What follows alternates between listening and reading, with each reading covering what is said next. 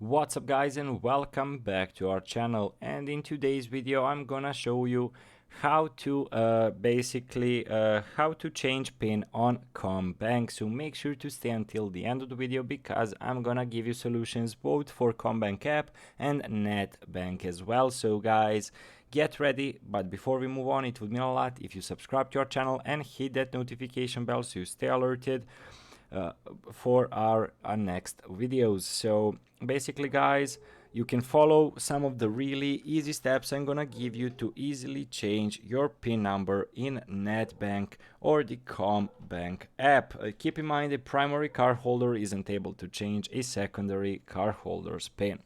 So what you need to do, basically in the Commbank app, you need to log on to the Commbank app, obviously, then tap cards, then after it swipe across to find the right card. Tap the card, then tap the yellow circle above which says choose card PIN. Then enter and confirm your new card PIN, then tap confirm. Also, you need to enter your Commbank app PIN, then tap done. And basically those are the 5 easy steps to change your PIN in the Commbank app. So what about NetBank? You need to register for netcode if you're not already.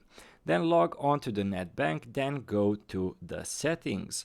After it, under card security and limits, select card pins.